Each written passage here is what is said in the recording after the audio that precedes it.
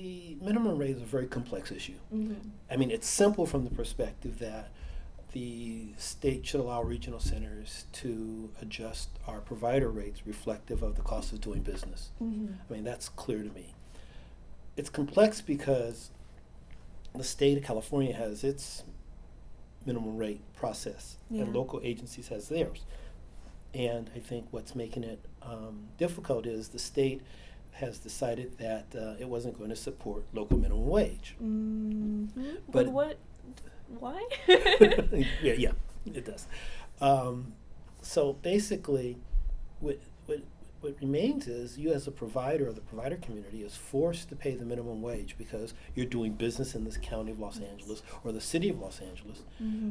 The regional center has no viable way of making up that wage gap. Mm-hmm. But on top of that wage gap, there's a compression issue. And the compression issue is the people that you bring on that you really can't afford to bring on because you're not being reimbursed to bring them on, Yeah. their wages are becoming closer to the people that have already been there. Mm-hmm. And so now you have people with experience Oh, yeah. and you have people with no experience receiving the same wage. Mm-hmm. And then the double whammy in California is that you're required, I think, by statute to pay twice minimum wage for your exempt staff. Mm-hmm. So it has this kind of rippling effect through the organization. Yeah. So that's when I begin to talk about the complexities. It's more than just, can I pay the min wage? But it's Mhm. really, can we pay the cost of doing business? Mm-hmm. Now, AB 279 addresses just the min wage, which is good, Yeah. and we need it, and we need to advocate for that. And our regional center in North LA is behind it, and the board supports it, and I'll give testimony on it.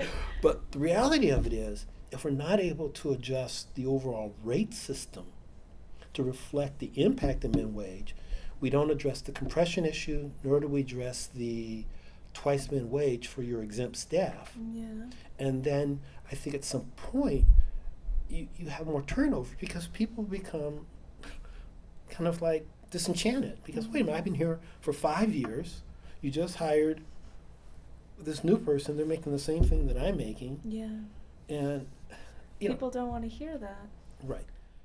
It's a significant financial struggle. Mm-hmm. Those providers that have a lot of staff Mm-hmm. are going to be hit really hard, Yeah. and somehow they're going to have to make it up, and it's not something you can avoid. No. It seems like it's just looming around the corner. Mhm. And so when we talk about the stability of the system, Mm-hmm. and we talk about how do we stabilize the system, I know that there's a rate study that's being done, and the results of the rate study are due to the legislature in March of 2019.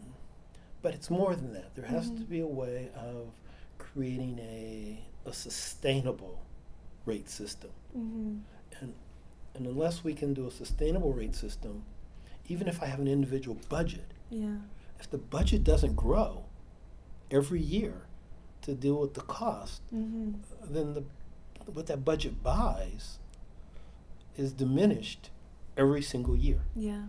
So the first year, it might be kind of okay, Mm-hmm. but then the next year it won't be. Every And year so, after that. yeah. Yeah. So if I have a budget or if I have a rate, if there's not a way of developing a sustainable Uh-huh. system, So how do you develop a system like that? And is AB 279 a part of that I think it's a process? part of it. It's a Okay. step in the right direction.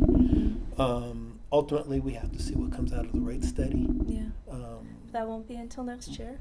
March of 2019, 2 years. 2 years. So that's 2 years. And I just don't think that all of our provider group can sustain and survive. So what is the role of the regional center? Do you have a responsibility to do something about this funding crisis? And what can parents, advocates, and other members of the community do to help? I think it's critically important that everyone get involved. Mm-hmm. The regional center alone cannot fix the rate system or this funding issue. Historically, when we've had change in the system, it's been because families have gotten involved, providers have gotten involved. Mm-hmm. But I think most importantly is we all have to work together. Yeah. I think when we become divisive, we lose the ear of our local legislators. Mm-hmm. But when we work together and we speak with one message, they hear us and we make headway. The rate system is broken. Mm-hmm. There's not a lot we can do to get around the broken rate system, given the median rates and the fixed rates that can't go up. We can't give rate increases or anything like that. And so we need statutory change. Mm-hmm. We've argued for a number of years that if they just got rid of the median rate, that we would have room to breathe. Yeah. If we could adjust rates based upon economic distress, Mm-hmm. we would have room to breathe while they work through this whole revamping of the rate system. Mm-hmm. But in the absence of this room to breathe, I think we're going to have some devastating consequences.